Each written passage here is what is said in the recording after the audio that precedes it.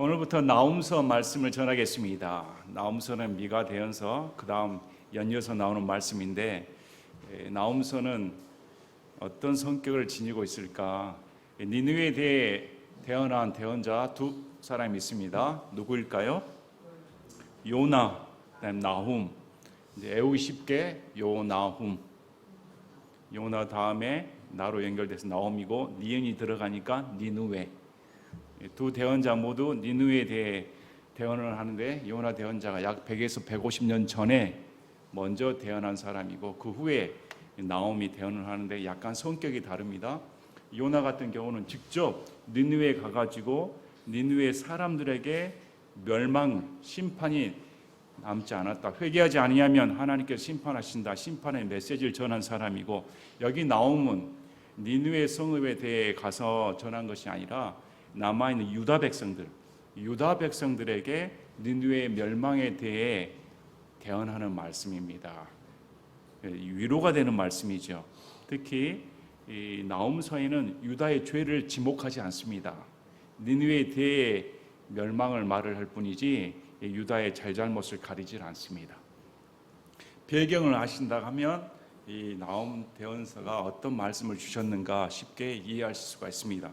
나홈이라는 사람은 기록 시기가 주전 620년경 이렇게 나오는데, 주전 620년경 대상이 지금 유다 백성이고, 유다 백성의 철천지 원수가 아시리아라는 대제국입니다. 절대 멸망당하지 않을 것 같은 정말로 강대국의 초강대국인 아시리아에 무려 100년간 종속국으로 조공을 바치는 나라였습니다. 또 약 100년 전에 722년경에 아시리아는 사마리아를 침범하여 북이스라엘을 쑥대밭 만들어놨습니다. 그러니까 남아있는 유다 백성들은 이 아시리아가 언제 다시 쳐들어올까 얼마나 두려워했을까요? 이런 상황이었습니다. 당시 왕이 요시야 왕입니다. 요시야 왕은 이스라엘에서 전무후무한 위대한 왕으로 꼽힙니다. 이 요시야 왕은 BC 640년에서 609년간 통치를 하는데 나이 8살에 등극하여 31년간 통치를 합니다. 그리고 요시야 왕 제18년에 BC 622년경에 율법서를 발견을 합니다. 그리고 대대적인 종교 개혁을 일으킵니다. 산당들을 무너뜨리고 신상을 파괴하고 전 보는 자를 다 제거시키는 이런 종교 개혁을 일으키는 위대한 왕입니다. 왜 그랬을까? 그 배경이 이 아시리아라는 이 대제국은 어느 정도였냐면 BC 663년에 이집트의 수도가 당시 노로 불립니다. 노. 근데 이 아시리아 대제국이 이집트의 수도인 노를 함락시킵니다. 이 정도의 강대국이었습니다. 그리고 이 유다 백성들은 그 아시리아의 속국으로서 늘 두려움에 떨었습니다. 그런데 이 BC 627년에 아시리아의 마지막 왕이 아슈르바니팔입니다. 아슈르바니팔이 BC 627년에 죽습니다. 아시리아의 마지막 왕이. 그래서 이 왕이 죽는 시점으로 아시리아가 쇠락의 길을 걷습니다. 그리고 이 틈을 타서 BC 622년에 이 요시야 왕이 대대적인 종교 개혁을 일으켜 아시리아로부터 해방과 종속되었던 무슨 종교적인 이 모든 것들을 다 철폐시켜 버립니다. 기회를 쌓고. 근데 안타깝게도 이 요시야 왕이 BC 609년에 무기토에서 전사지요. 이집트의 파란 누고 왕이 쳐들어오는데 그 누고 왕 전투에서 죽임을 당합니다. 그리고 BC 605년에 갈그미스 전투가 벌어지는데 BC 605년에 메대와 바벨론 군에 의해 갈그미스 전투에서 이집트가 패하고 아시리아 땅으로 남았던 갈그미스가 바벨론으로 함락되어 이제 역사상 아시리아라는 제국이 사라져 버립니다. 이런 역사적인 배경을 가지고 있습니다. 또 오늘 나홈서 대언서처럼 그렇게 멸망당하지 않을 듯한 이 아시리아가 BC 612년에 니느웨가 함락됨으로써 니느웨 성읍이 끝장을 맞습니다. 이게 역사적인 배경입니다. 그러나 지금 이 나움 대언서의 말씀, 나움이 말씀을 전할 때는 아직도 아시리아 제국이 전혀 멸망당하지 않을 것 같은 그런 강대국이었습니다. 이런 상황에서 유다가 저 강대국이 멸망당하지 않고 저렇게 번창하니 우리가 언제까지 마음 졸이며 살아야 할까? 종교개혁은 일으켰는데 또 침략당하면 어떨까? 이런 두려운 마음에 사로잡혔을 때 하나님께서 나움 대언자의 말씀을 통해 걱정하지 말라. 너를 속박하고 압박하는 니느웨는 반드시 멸망당한다. 아시아는 반드시 내가 멸망시킨다. 이렇게 위로의 말씀을 주시는 내용입니다. 오늘날 우리에게 교훈을 주신 말씀이 뭘까요? 이 아시리아나 니느웨는 악의 상징입니다. 악의 상징입니다. 그래서 하나님께서는 악을 그냥 놔두지 않으십니다. 반드시 악은 멸절시킨다는 것이 하나님의 성품입니다. 그래서 본문 오늘 1장을 보면 하나님은 어떤 분이신가, 하나님은 누구신가에 대해 나움 대언서의 말씀을 보고 우리가 알 수가 있습니다. 이 대언서만큼 하나님의 성품을 잘 알 수 있는 글은 적습니다. 우리가 대언서 말씀을 깊게 보고 묵상하고 시대적인 배경을 아울러 잘 이해하신다 하면 내가 믿는 하나님은 이런 하나님이시구나, 이것을 더 뼛속 깊이 마음에 새길 수가 있습니다. 이런 배경을 가지고 지금 말씀을 보시겠습니다. 그래서 나홈서 1장을 보면 하나님께서 니느웨를 철저히 심판하신다, 이런 메시지입니다. 자, 과거에 요나가 100년 전에 니느웨에 대해 멸망을 했을 때, 심판의 메시지를 전했을 때 니느웨의 사람들이 어떻게 행동했습니까? 요나가 그 서슬퍼런 아시리아는 잔혹하기로 유명했습니다. 지금도 대형 박물관에 가면 아시리아에 대한 기록이 남아 있습니다. 그들이 얼마나 잔혹하고 아주 극악무도한 민족이었는지, 뼈도 못 추리하는 민족이었는지. 그러니까 요나 대언자가 목숨 걸고 어떻게 거기 갑니까? 잘못하면 처참하게 죽임을 당할 텐데. 요나 대언자도 대단한 사람입니다. 저나 여러분보다 가라가면 안 갔을 것입니다. 평양에 가가지고 김일성 동상 앞에서 이건 우상이다, 여러분 하실 수가 있습니까?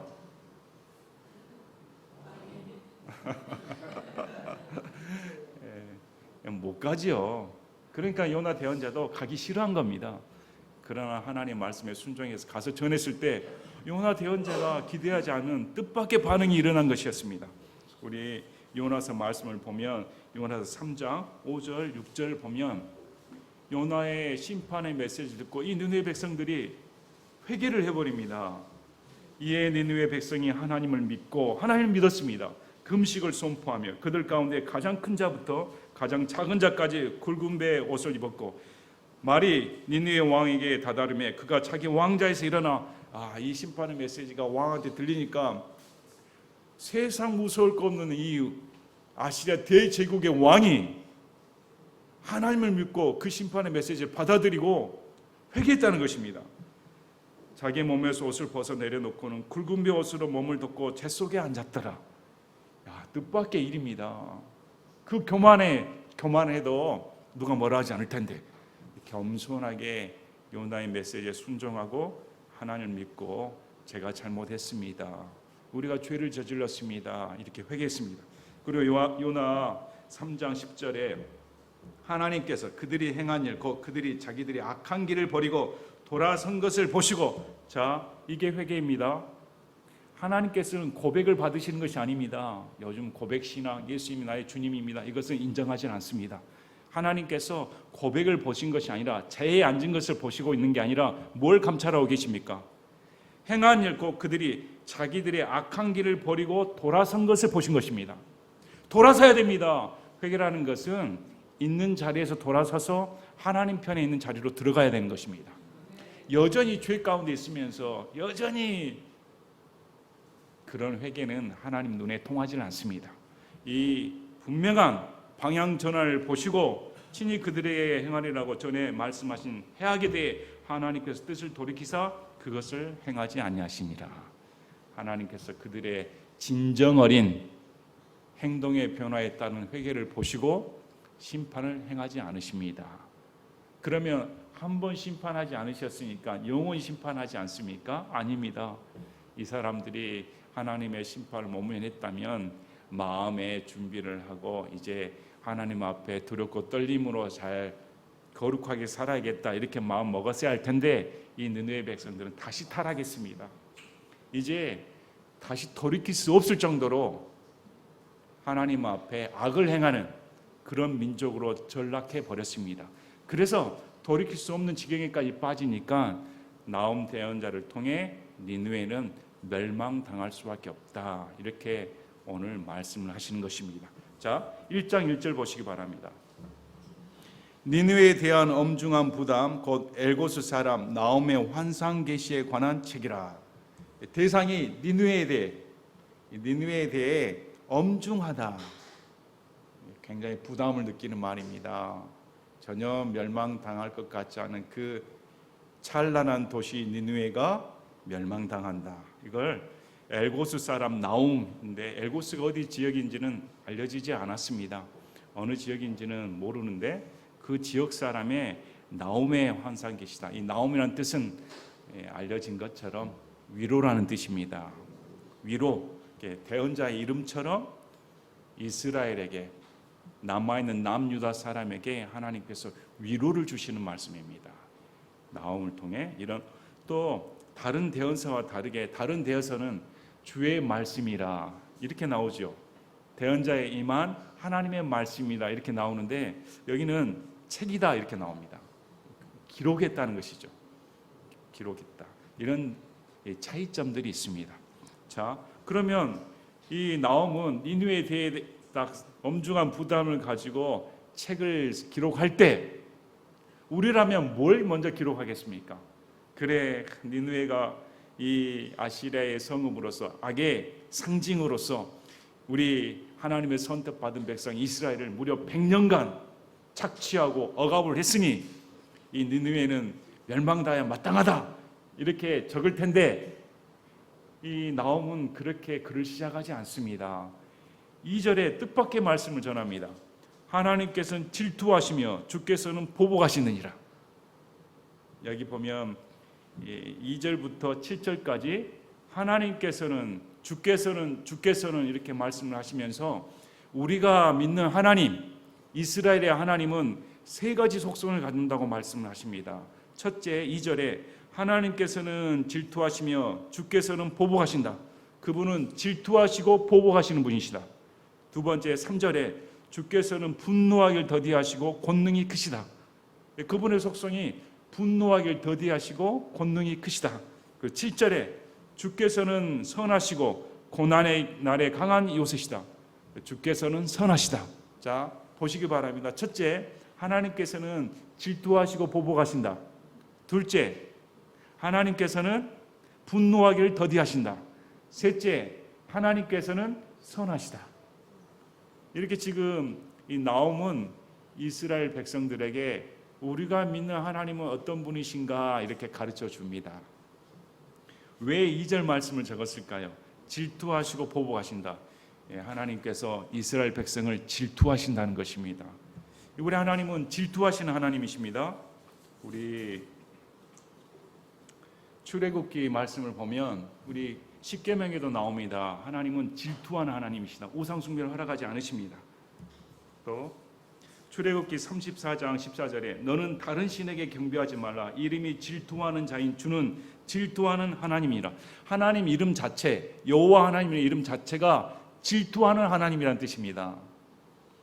신명기 32장 16절에 그들이 이방 신들로 그분의 분노를 일으키고 가증한 것들로 그분의 분노를 일으켰도다. 그분의 질투를 일으키고 분노를 일으켰다. 우상 숭배를 하면 연인 사이에 남녀가 사랑을 하면 제3자가 끼는 것을 허락할 수가 있습니까? 허락하는 것은 사랑이 아닙니다. 사랑이란 것은 강한 소유욕을 드러내기도 합니다. 내 것으로 만들고 싶어하고 그 사람만을 온전히 1대1의 관계성을 유지하고 싶은 강한 욕구를 발휘를 합니다. 우리 하나님이 그렇습니다. 우리 하나님께서 이스라엘 백성과 하나님 사이에 우상이 끼어드는 것을 전혀 원치 않으셨습니다. 하나님은 이스라엘 하나님만 되기를 원하셨습니다. 전부가 되기를 원하셨습니다. 우리 남녀 관계도 부부 관계도 그렇죠. 남편 한 사람만으로 남자가 돼야 되지 다른 남자가 끼는 걸 어떻게 허락할 수가 있습니까? 여자도 마찬가지고 오직 당신뿐이야. 일생에 있어서 여자는 당신뿐이야. 이렇게 돼야지. 저를 똑바로 보세요. 사랑이 강한 만큼 질투가 그에 비례하여 강한 것입니다. 그리고 질투가 큰 만큼 거기에 대한 분노가 클 수밖에 없습니다. 실망감, 분노가. 그래서 이런 동일한 감정. 그래서 우리 하나님께서는 질투하는 하나님이시다. 이것이 우리에게 은혜입니다. 하나님께서 우리를 얼마나 사랑하셨으면 우리가 무엇이라고 질투를 느끼신다는 것입니까? 그래서 절대 빼앗기기를 원치 아니하시는 분이십니다. 또 주께서는 보복하신다. 이 2절에 보면 3번이나 반복을 합니다. 주께서는 보복하신다. 주께서는 보복하신다. 주께서는 보복하신다. 와, 이 한 절에 무려 하나님께서 주께서 4번이나 반복을 하고 이 보복이란 말이 3번이나 반복이 됩니다. 완전수입니다. 완전하게 하나님은 끝장을 내버리신다. 이 말을 듣는 유다 백성들은 어떻게 여길까요? 그래, 우리의 원수를 하나님께서 끝장내버리신다. 완전히 철저하게 보복하신다. 이렇게 말씀을 합니다. 오늘날 하나님에 대해 너무 그릇되게 인식을 갖습니다. 무슨 버스나 이런 데 보면 하나님은 당신을 사랑합니다. 듣기 좋은 말이죠. 근데 성경에서 과연 그렇게 말씀을 하실까? 그 이면에 하나님은 질투하시고 분노하시며 악을 멸하신다는 속성을 가려버리는 경우가 많습니다. 사람 위주로, 사람 중심으로 말을 해버리니까 우리 하나님은 용서 없는 사랑은 베풀지 않습니다. 회개 없는 용서는 베풀지 않습니다. 반드시 회개해야만이 용서가 되는 것이지 회개 없는 자를 용서하는 것은 성경의 용서가 아닙니다. 어쩌다 보면 저 사람이 나한테 잘못했는데 근데 그 사람의 잘못을 시인하지도 않았는데 나는 용서해줘. 이게 무슨 용서입니까? 그건 내 감정만을 위한 것이지 그 사람을 위한 것이 아닙니다. 성경의 용서는 뭘까요? 우리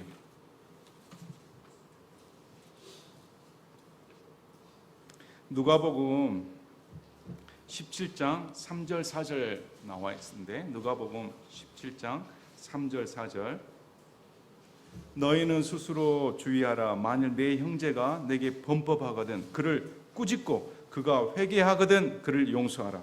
그가 만일 하루에 7번 내게 범법하고 하루에 7번 내게 다시 돌아와 이르기를 내가 회개하노라 하거든 너는 그를 용서라 하시니라. 자, 이 분명합니다.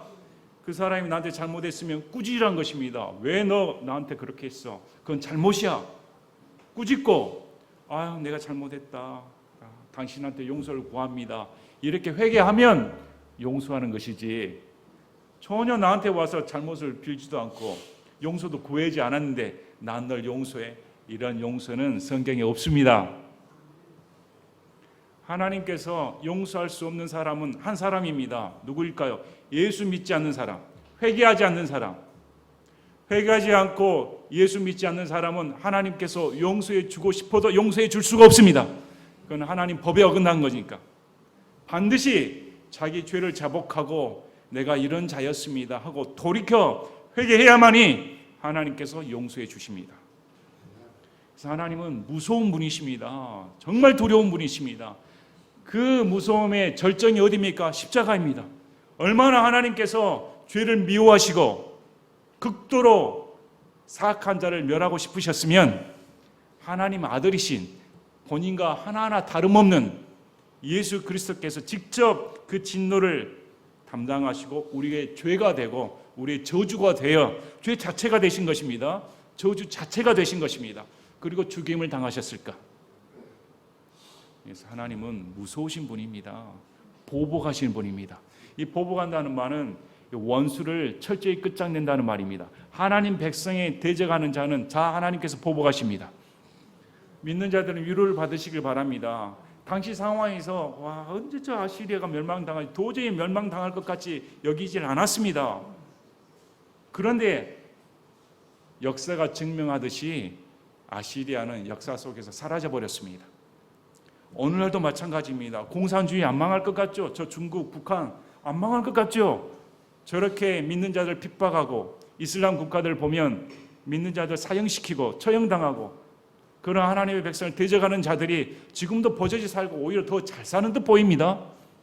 언제 이것이 끝장이 날까? 하나님께서 재림하실 때, 하나님께서 공중 재림하셔서 믿는 자를 휴거시키고 이 땅에는 이 세상에서 지금까지 겪어보지 못한, 한 번도 겪어보지 못한 대환란이 펼쳐진다고, 하나님의 진노의 잔이 쏟아붓는 그런 날이 온다고 성경은 명명백백히 말씀을 합니다. 그러므로 우리가 경각심을 가져야 됩니다. 하나님은 심판하시는 분이시다. 죄를 절대 묵과하시는 분이 아니십니다. 그래서 예수님 믿어야 됩니다. 그러면 성경에서는 너희는 어떠냐 물어봅니다. 너희는 니느웨보다 낫는가? 너희는 멸망받을 아시리아보다, 그 악의 자체인, 악의 상징인 이 아시리아보다 우리는 어떠한가? 여러분, 우리는 마음이 깨끗합니까? 우리는 멸망받지 않는 그만큼 떳떳합니까? 이 세상에 성경에서는 단 한 사람도 없다. 똑바로 사는 사람은, 의인은 한 명도 없다고 성경 말합니다. 선한 사람은 한 명도 없다. 이것이 성경의 선고입니다. 전부 다 하나님의 진노의 대상이다. 이걸 피할 수 있는 방법, 보복을 당하지 않을 수 있는 유일한 방법은 예수님께 피해야 됩니다. 예수 그리스도의 십자가 보혈로 피해야만이 하나님의 보복의 대상이 안 되는 것이지, 예수를 믿지 아니하면 여전히 진노의 대상입니다. 그러므로 당신은 사랑받기 위해 태어난 사람이 아니라 당신은 이미 진노받는 대상입니다. 이렇게 가르쳐야 됩니다. 자, 주께서는 보복하시고 경노하시나니 주께서는 자신의 대적들에게 보복하시며 자신의 원수들을 위해 진노를 간직하시는도다. 믿는 자에게는 큰 위로의 말씀이죠. 이 세상에 하나님께서 믿는 자를 핍박하는 원수들을 다 보복해서 없애버리겠다. 그러나 보복의 대상자인 이 원수들에게는 정말 끔찍한 선고입니다. 하나님께서 자신들의 원수가 된 자, 어떻게 피할 수가 있겠습니까? 자, 그런데 3절에 다시 하나님께서 이렇게 말씀합니다. 주께서는 분노하기를 더디하시고 권능이 크시며. 자, 하나님께서는 갑자기 역설적으로 들리는 말 같습니다. 아니, 심판한다고 하면 지체 없이 심판하시지 왜 더디하십니까? 인간과 다르다는 것입니다. 인간은 감정이 폭발칩니다. 미워하는 감정이 들면 바로 죽여버리고 싶습니다. 없애버리고 싶습니다. 하나님은 그런 인간이 아니십니다. 성경에 말한 하나님은 사악한 자가 멸망당한 것을 원치 아니하시는 분입니다. 단 한 사람도 지옥 가는 것을 원치 아니하시는 분이 하나님이십니다. 더디하십니다. 참고 기다리신 분이 하나님이시다. 이렇게 말씀을 합니다. 출애굽기 34장 5절 6절에도 모세에게 하나님께서 말씀합니다. 주께서 구름 가운데 내려오사 그와 함께 거기 계시고 주의 이름을 선포하시니라. 주께서 그의 앞으로 지나가시며 선포하시되 나는 주니라. 긍휼이 많고 은혜로우며 오래 참고 선함과 진리가 풍성한 주 하나님이시라. 그분은 오래 참으신 분이십니다. 인류를 오래 참으셨습니다. 이스라엘 백성을 오래 참으셨습니다. 만에 하나 하나님께서 이렇게 분노하기를 더디하지 않으신 분이라면 저와 여러분은 뼈도 못 추립니다. 이미 끝장난 존재이죠. 누가복음 9장 55, 56절 이렇게 보시면 사마리아 마을로 들어가는데 사마리아 마을 사람들이 예수님을 영접하지 않습니다. 그랬더니 충신인 요한과 야고보가 하늘로부터 불이 내려 다 멸해버리게 우리가 기도하기를 바라십니까? 했더니 예수님이 무슨 말이냐? 사람의 아들은 사람들의 생명을 멸하러 오지 아니하고 구원하러 왔느니라 하시니라. 그들이 다음 말 가더라. 예수님이 어떻게 말씀합니까? 그래, 다 죽여버리자. 이게 아니죠. 예수님이 오신 목적은 사람들을 죽이러 온 게 아니다. 살리러 왔다. 이렇게 말씀합니다. 요한복음 3장 16, 17절에도 하나님께서 세상을 이처럼 사랑하사 자신의 독생자를 주셨으니 이것은 누구든지 그를 믿는 자는 멸망하지 아니하고 영존하는 생명을 얻게 하려 하심이라. 하나님께서 자신의 아들 세상에 보내신 것은 세상을 정죄하려 하심이 아니요 그를 통해 세상을 구원하려 하심이라. 아들을 보내서 누구나 예수님 믿기만 하면 멸망당하지 않고 영원한 생명을 주길 원하시는 분이 하나님이시다, 이렇게 말씀합니다. 베드로후서 3장 9절에도 왜 이렇게 멸망당하지 않습니까? 왜 이렇게 악한 세상이 끝장이 나지 않습니까? 이렇게 말했더니 주께서는 자신의 약속에 대해 어떤 사람들이 더디다고 생각하는 것 같이 더디지 아니하시며 오히려 우리를 향해 오래 참으사 아무도 멸망하지 아니하고 모두 회개에 이르기를 원하시느니라. 이 세상에 지금도 멸망하지 않고 하루하루 지체되는 것은, 심판이 지체되는 것은 단 한 사람이라도 지옥 보내지 않고 한 사람이라도 회개하기를 원하시는 하나님의 뜻입니다. 그러므로 창세 전에 하나님께서 지옥 보내기로 작정했다는 이런 거짓 교리는 쓰레기통에 버려버려야 됩니다. 그런 거짓 교리를 왜 어떻게 믿습니까? 하나님께서는 한 사람도 멸망시키지 않기 위해 우리 예수님을 보내셨습니다. 우리 예수님을 보내신 이유가 저나 여러분이나 이런 죄인들이 믿기만 하면 내가 용서해 주겠다, 이런 마음을 알아야 되지. 그래서요, 인생과 다르게 우리 하나님은 분노하기를 더디하신다. 저와 여러분에게 권능이 크시다. 그분은 권능이 크십니다. 파워가 있으신 분입니다. 원수를 멸하고도 남는 파워가 있으신 분입니다. 아무리 강대국도 하나님께서 볼 때는 이거 먼지만도 못하죠, 불어버리면 다 쑥대밭되는 그런 존재들입니다. 사악한 자를 결코 사면하지 아니하시니라. 사악한 자를 죄 없다 하지 않는다는 것입니다. 자, 그 다음에 주께서는 해오리 바람과 폭풍 속에 자신의 길을 두시며 구름들은 그분 발에 티끌이니라. 온 자연 세계의 지배자가 하나님이시다. 그분께서 바다를 꾸짖어 마르게 하시고 모든 강을 말리시니 태평양이 마를 수가 있습니까? 마치 이것은 출애굽 사건을 연상시키기도 합니다. 바다가 갈라져 버리고 바다가 말라버리는 하나님의 숨긴 하나의 그런 역사가 벌어진다. 너희들이 풍요의 산징, 비옥한 땅으로 여기는 바산과 갈멜, 레바논도 다 시들어 버린다.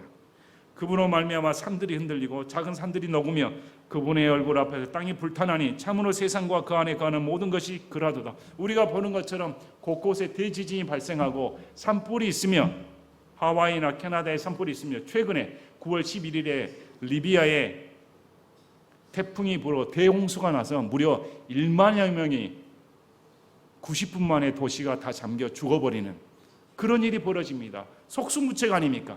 대자연의 참사가 일어날 때 인간들은 손 하나 어떻게 힘써보지도 못합니다. 이런 자연세계를 다스리는 절대 권력자인 하나님이시다, 이렇게 말씀합니다. 그래서 6절에 누가 그분의 경로 앞에 설 수 있으려? 감히 어떤 자가, 니누에가, 아시리아가, 미국이, 중국이, 일본이, 북한이, 러시아가 감히 하나님 앞에 어떻게 설 수 있는가? 누가 그분의 맹렬한 분노 가운데 거할 수 있으려? 그분의 경로가 불같이 쏟아졌고 그분에 의해 바위들이 무너져 내렸도다. 그분의 경로가 이렇게 무섭게 내린다. 그래서 오늘날 교회가 하나님은 사랑 맞습니다. 그러나 사랑 이전에 하나님은 질투하시고 원수에게 보복하시는, 경노하시는 하나님이시다. 이걸 알아야 됩니다. 자, 그 다음에 7절에 또 세 번째 하나님의 속성이 나옵니다. 주께서는 선하시다. 고난의 날에 강한 요새시며 자신을 신뢰하는 자들을 아시느니라. 하나님 믿습니다, 예수님이 나의 피난처입니다 하면 하나님께서 내가 너를 안다. 이스라엘 백성들에게 너는 내 백성이야. 니느웨는 내 백성을 억압하고 탄압하며 하나님을 멸시하는 원수야. 그 원수는 내가 철저히 보복시켜 줄게. 그러나 너는 나를 신뢰했으니까 너는 내 것이야. 너는 나를 피난처 삼아. 이렇게 말씀한 것과 동일합니다. 우리 주는 믿는 자의 피난처이십니다. 그분은 선하십니다. 시편 25편 7절 8절에 시편 25편 7절 8절에 오 주여 내 젊은 시절의 죄들과 내 범법들을 기억하지 마시고 주의 긍휼에 따라 나를 기억하시되 주의 선하심으로 인해 그리하옵소서. 주여 나를 불쌍히 여겨주시길 바랍니다. 주님을 의지합니다. 주께서는 선하신 분이 아닙니까? 그래서 주께서는 선하시고 올바르시리니 그러므로 그분께서 죄인들을 그 길로 가르치시리로다. 이렇게 시편 기자가 기도합니다. 또 시편 46편 1절에 하나님은 우리의 피난처시요 힘이시니 고난 중에 그 즉시 만날 도움이시라. 자, 풍정등화나 다름없는 이 남유다, 언제 끝장나버릴지 못한 이 남유다가 피할 곳은 하나님밖에 없습니다. 세상에 기댈 언덕이 얼마나 많을까요? 여러분은 누굴 기대입니까? 여러분의 학력, 여러분의 돈, 여러분의 권력, 여러분의 집안, 여러분의 건강, 여러분은 뭘 의지합니까? 이것만 있으면 그래도 내가 헤쳐나갈 텐데, 이것만 있으면 그래도 내가 삶을 지혜롭게 살 텐데, 역경을 이겨낼 수가 있을 텐데, 난 너무 이것이 부족해, 이렇게 느낀 적이 없습니까? 여러분은 뭘 피난처로 삼으십니까? 성경에서는 너의 돈이 너를 지켜주지 못한다, 너의 건강이 너를 지켜주지 못한다, 너의 친구나 너의 가족이나 그 누구도 나를 대신할 수 없다, 이렇게 말씀합니다. 하나님만이 우리의 피난처가 되어야 됩니다.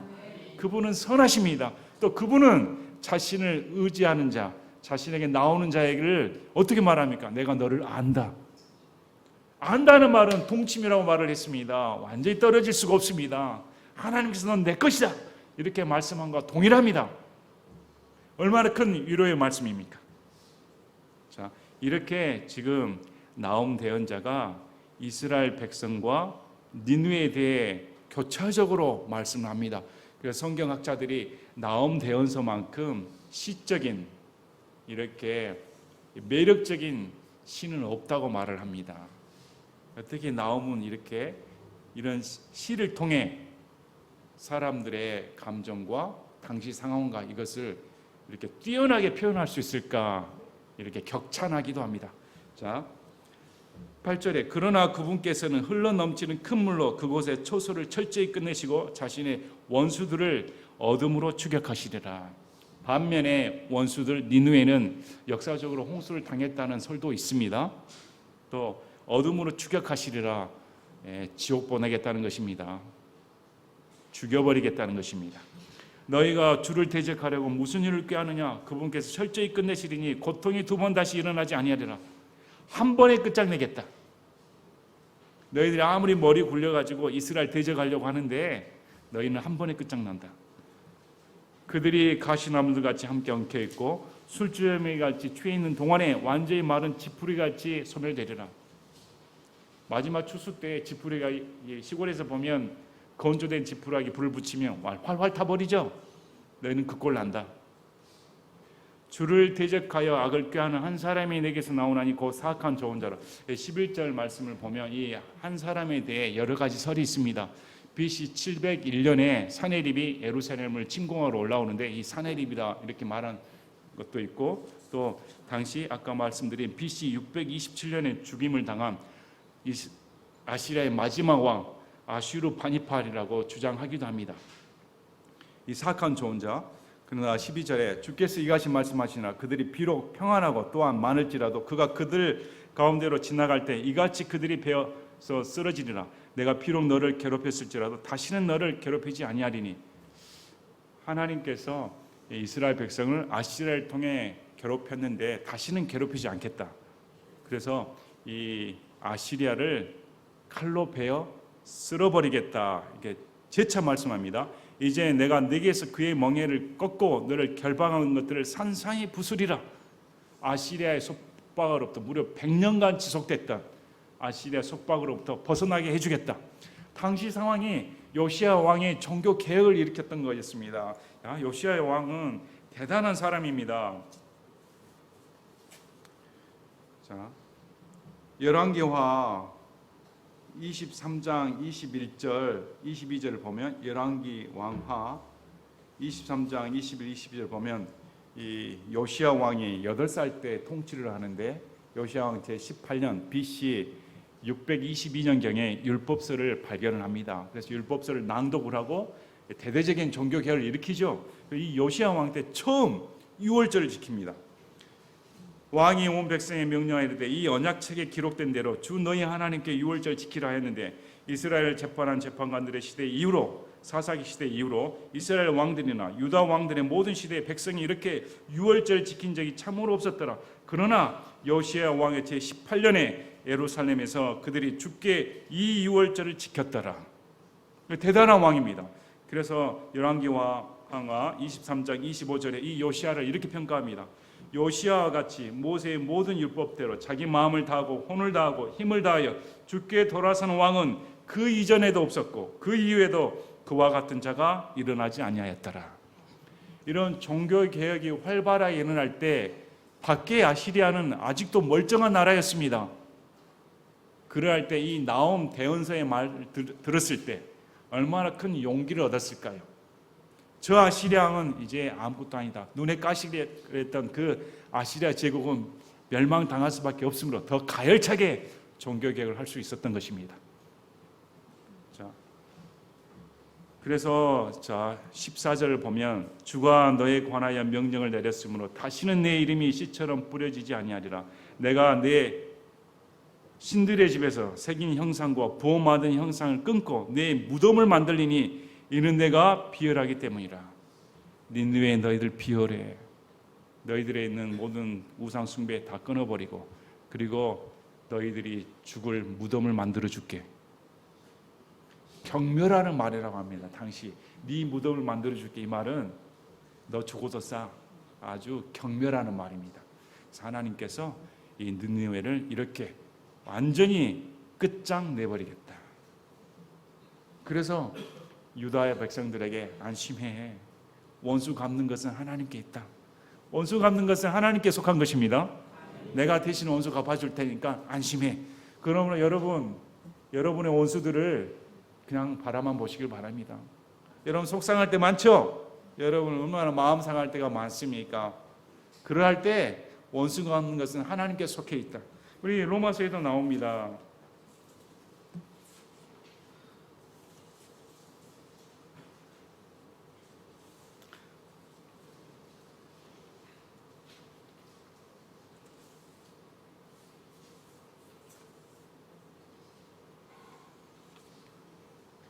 로마서 12장 19절에 극진히 사랑하는 자들아 너희 스스로 원수를 갚지 말고 도리어 진노에 맡기라. 기록된 바 원수 갚는 일은 내 것이니 내가 갚으리라 주가 말하노라 하였느니라. 진노를 하나님께 맡기라는 것입니다. 그러니까 여러분 저 사람이 나한테 이렇게 예수님 믿는다고 핍박하고 그러는데 너그럽게 봐주시기 바랍니다. 오히려 어쩔까 저 하나님의 진노의 대상이 되면 불쌍히 보시길 바랍니다. 자, 15절에 보라 좋은 소식을 가져오며 화평을 공포하는 자의 발이 산들 위에 있도다. 오 유다야 내 엄숙한 명절들을 지키고 내 소원을 이행하라. 그 사악한 자가 완전히 끊어져서 다시는 너를 휩쓸고 지나가지 아니하리라. 좋은 소식을 가져오며 화평을 공포하는 자의 발이 산들 위에 있도다. 좋은 소식이다. 니느웨나 아시리아가 멸망당한다. 너희 압제가 풀렸다. 이 소식을 듣고 기뻐해라. 이렇게 말을 합니다. 어디서 많이 듣던 말씀이죠. 이사야 52장 7절에 좋은 소식을 가져오고 화평을 공포하며 복된 좋은 소식을 가져오고 구원을 공포하며 시온에게 이르기를 내 하나님께서 통치하신다는 자의 발이 산들 위에서 어찌 그리 아름다운가. 하나님께서 통치하신다 이렇게 외치는 자들의 발이 얼마나 아름다운가. 이 말씀 그대로 신약에 와서 사도 바울이 로마서 10장 15, 16, 17절에 말합니다. 로마서 10장 15, 16, 17절에 보내어지지 아니하였다면 그들이 어찌 선포하겠느냐. 이것은 기록된 바 화평의 복음을 선포하며 좋은 일들의 반가운 소식을 가져오는 자들의 발이 어찌 그리 아름다운가 함과 같으니라. 그러나 그들이 다 복음에 순종하지는 아니하였나니 이사야가 이르기를 주여 우리가 전한 것을 누가 믿었나이까 하느니라. 그러므로 믿음은 들음에 의해 오며 들음은 하나님의 말씀에 의해 오느니라. 복음을 전하라는 것입니다. 기쁜 소식입니다. 인류가 다 하나님의 진노의 대상이고 분노의 대상입니다. 보복의 대상입니다. 그러나 이 인류가 피난처인 예수 그리스도를 믿기만 하면 하나님께서 용서해 주신다는 이 좋은 복음을, 기쁜 소식을 전하지 않고서야 어떻게 사람들이 구원받을 수 있겠는가? 신약 성도들은 그래서 이 화평의 복음을 전해야 됩니다. 살 길이 있습니다. 하나님을 믿으면 우리의 인생이 살 수가 있습니다. 지옥 자식에서 천국 자식으로 바뀝니다. 이렇게 전해야 되는 것입니다. 그래서 이 소식을 들었을 때 구약에 살았던 이 이스라엘 백성들이 다시 율법을 지키라는 것입니다. 하나님께서 이렇게 억압억제했던 우상숭배의 소굴이었던 아시라를 제거시켜 버릴 테니까 다시 율법을 지켜 하나님의 말씀을 따르라, 이렇게 명령을 내립니다. 그 사악한 자가 완전히 끊어져서 다시는 너를 휩쓸고 지나가지 않는다. 완전히 끊어져 버린다. 그래서 예수님 믿는 사람도 마찬가지입니다. 예수님 믿는 사람도 우리가 진노의 대상 아닙니까? 분노의 대상이고 원수였던 자였습니다. 그러나 예수님 앞에 회개하고 내가 그런 원수된 자였습니다. 지옥 가야 할, 멸망받아야 할 마땅한 자였습니다. 이제 죄로부터 돌이켜서 하나님을 믿고 세상과 구별되어 거룩한 것을 쫓겠습니다. 하나님 뜻대로 살길 원합니다 하면 하나님께서 하나님의 자녀로 삼아주시고 내 인생을 책임져 주시고 이제 하나님의 법, 하나님의 말씀을 따르는 그런 신앙생활을 해야 되는 것입니다. 그리고 이 세상 돌아가는 것, 순 거짓이 난무하고 거짓 선동이 난무하고 사기가 판을 치고 악이 판을 치는 이 세상을 볼 때 이 세상은 하나님의 진노의 대상이다. 이 사실을 분명하게 인식하시길 바랍니다. 이 지구가 온 우주 만물이 하나님의 진노의 대상입니다. 그리고 하나님께서 참고 참으시다가 때가 되면 단번에 완전히 쓸어버린다. 언제까지 참으시는 분이 아닙니다. 때가 되면 하나님은 분명히 심판하신다. 이것이 성경의 메시지입니다. 그러므로 믿는 자는 절대 악을 쫓아서는 안 됩니다. 오늘 말씀을 보시면서 이스라엘 백성들에게 얼마나 큰 위로의 말씀입니까? 일제 강점기 동안 이런 나움 같은 대언자가 딱 나타났다면 신사참배를 강요하는 이런 일제의 잔악함을 보고 그때 대언자가 걱정하지 마, 하나님을 잘 믿으면 돼, 아무리 떵떵거리던 이 일본 제국주의도 곧 멸망해 외치면 글쎄 누가 믿었을까? 역사 속으로 사라져버립니다. 제국주의는 지금 판을 치는 전체주의, 공산주의 다 이슬람, 예수님께서 오시면 다 사라져버립니다. 믿는 자만 남습니다. 그러므로 우리가 믿음 중심을 잘 지키고 하나님을 잘 믿어야겠다, 이렇게 다짐하는 저와 여러분이 되시기를 진심으로 바랍니다. 제가 기도하고 마치겠습니다.